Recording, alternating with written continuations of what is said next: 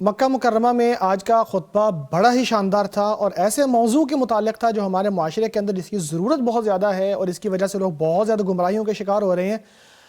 فضیلت الشیخ یا معالی الشیخ professor doctor Abdul Rahman بن عبدالعزیز السدیس حفظہ اللہ نے خطبہ ارشاد فرمایا، اور یہ تھا جادو کے متعلق۔ جادو ایسی چیز ہے کہ جو معاشروں کے اندر بڑی تیزی سے پھیلتی جا رہی ہے۔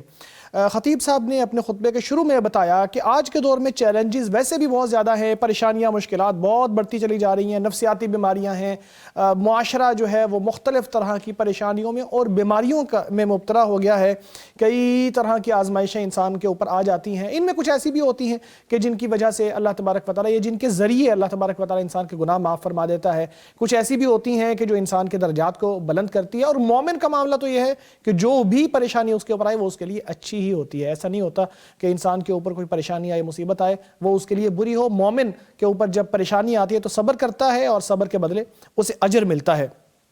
اللہ نے فرمایا وَنَبْلُوكُمْ بِالشَّرِّ وَالْخَيْرِ فِتْنَةً، ہم آپ کو برائی سے بھی اور خیر سے بھی آزماتے ہیں اور تم نے ہماری طرف ہی پلٹنا ہے۔ اسی طرح اللہ نے فرمایا کہ ہو سکتا ہے تم کسی چیز کو اپنے لیے برا سمجھو وہ آپ کے لیے اچھی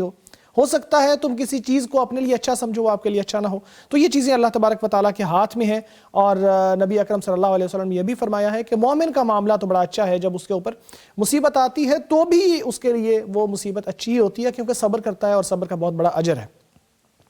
پھر انہوں نے بتایا کہ آج اس دور میں ایک بڑی پریشانی اور بہت بڑی بیماری جو معاشروں کو کھاتی چلی جا رہی ہے وہ جادوگری کی بیماری ہے۔ اس دور میں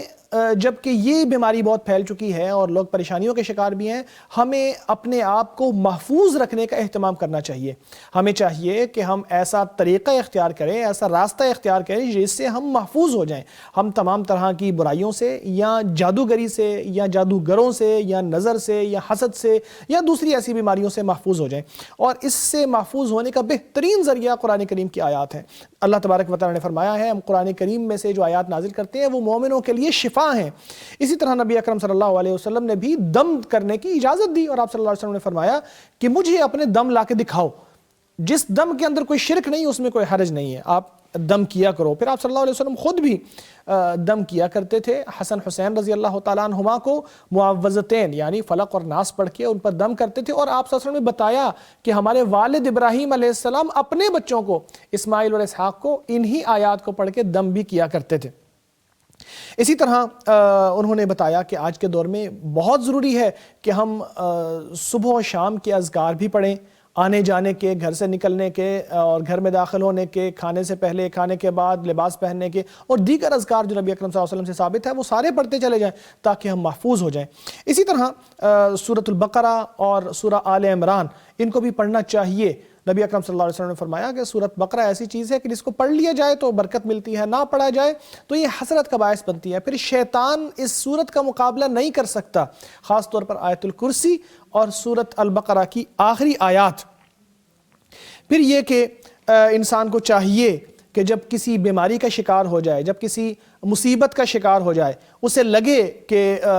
اس کے اوپر کوئی خاص قسم کی پریشانی آئی ہے یا بیماری آئی ہے، تو وہ جادوگروں کے پاس نہ جائے، کیونکہ جو ان کے پاس جاتا ہے وہ اپنے دین سے، ایمان سے بھی ہاتھ دھو بیٹھتا ہے۔ نبی اکرم صلی اللہ علیہ وسلم نے صاف فرمایا ہے کہ جو کسی کاہن کے پاس جاتا ہے، عراف کے پاس، نجومی کے پاس جاتا ہے، شعبدہ باز کے پاس جاتا ہے، اس کی بات کو سچ سمجھ لیتا ہے تو وہ نبی صلی اللہ علیہ وسلم کے دین کا انکار کر دیتا ہے، اور جو ان کے پاس ویسے ہی جاتا ہے صرف پوچھنے کے لیے تو اس کی نماز قبول نہیں ہوتی 40 دن تک۔ ابن قیم علیہ رحمۃ اللہ بیان کرتے ہیں کہ ان ساری چیزوں سے بہتر یہ ہے کہ انسان قرآن کریم کے ذریعے علاج کرائے۔ پھر انہوں نے بہت شاندار اور خوبصورت بات کی کہ کیا اللہ تبارک و تعالیٰ کے کلام کا مقابلہ کسی دوسری دوا کے ساتھ کیا جا سکتا ہے؟ یہ تو کلام الہی ہے، اس کا مقابلہ بھلا کس دوا کے ساتھ کیا جا سکتا ہے؟ کتنے لوگ ہیں جو بیمار ہوتے ہیں، بڑے بڑے ہسپتالوں کے اندر موجود ہوتے ہیں، بہترین قسم کے معروف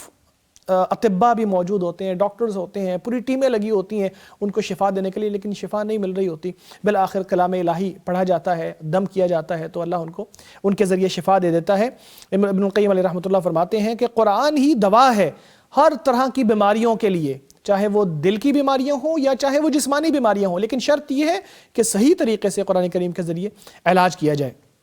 پھر آج کے دور میں جب یہ چیزیں پھیل گئی ہیں تو بہت سارے لوگ ایسے ہیں جو اپنے کمزور ایمان کی وجہ سے، کمزور اعتقاد کی وجہ سے وہ جادوگروں کے پاس چلے جاتے ہیں، اور ایسے لوگوں کے پاس چلے جاتے ہیں جو راقی یا عامل ہونے کا دعویٰ کرتے ہیں کہ ہم دین اسلام کی روح کے مطابق یا شریعت کے مطابق دم کرتے ہیں، جبکہ وہ حقیقت میں شعبدہ باز ہوتے ہیں یا فریبی ہوتے ہیں، دھوکہ دینے والے ہوتے ہیں اور لوگوں کے مال کھاتے ہیں غلط طریقوں سے۔ ایسے لوگوں سے بچنا چاہیے جو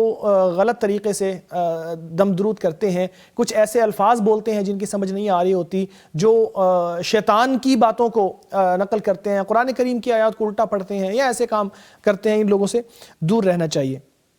پھر آج کے نوجوانوں کی حفاظت کرنے کے اوپر انہوں نے خاص طور پر زور دیا کہ آج امت اسلامیہ کو جتنی پریشانیاں درپیش ہیں، ان کو دیکھتے ہوئے ہمیں اپنے نوجوانوں کی فکر کرنی چاہیے اور ان کو تمام طرح کی برائیوں سے بچانا چاہیے۔ بچاؤ میں یہ بھی شامل ہے کہ فکری طور پر لوگوں کو محفوظ کیا جائے، یعنی جو برے افکار ہیں، جو غلط عقائد ہیں، ان سے بھی ان کو بچانے کا اہتمام کرنا چاہیے۔ اپنے آپ کو بچائیں، اپنے گھر والوں کو بچائیں، اپنی فیملی کو بچائیں ان سارے غلط افکار سے جو آج کے معاشرے میں پھیلے ہوئے ہیں، اور یہ ذمہ داری اہل علم کی ہے، اور یہ ذمہ داری لکھاریوں کی ہے، اور یہ ذمہ داری میڈیا پرسنز کی ہے، اور یہ ذمہ داری ان سب لوگوں کی ہے کہ جو نوجوانوں کی تربیت میں ان کا کہیں نہ کہیں ہاتھ ہے۔ سب کو مل کر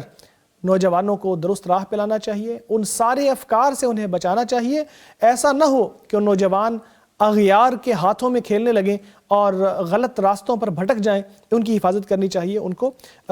دور کرنا چاہیے۔ دیکھیں، جو اللہ تبارک و تعالیٰ کا رخ کرتا ہے اور اللہ تبارک و تعالیٰ سے اپنی تمام بیماریوں کی شفا مانگتا ہے، اللہ تبارک و تعالیٰ اسے بچا لیتا ہے۔ اور نبی اکرم صلی اللہ علیہ وسلم کا یہ فرمان بھی ہے کہ جب بندہ بیمار ہو جاتا ہے تو اسے اجر ملتا ہے، اور جب کسی کے اوپر کوئی پریشانی آتی ہے تو اللہ تبارک و تعالیٰ ہی اس کی پریشانی کو ختم کرنے والا ہے۔ لہٰذا اللہ کے اوپر بھروسہ ضروری ہے، اللہ کے اوپر اعتماد ضروری ہے، اللہ تبارک و تعالیٰ کی طرف رجوع کرنا ضروری ہے۔ اللہ پر اعتماد ہوگا تو کوئی پریشانی، کوئی بیماری، کوئی مصیبت انسان کو نقصان نہیں پہنچا سکتی۔ یہ تھا میسج امام کعبہ کا۔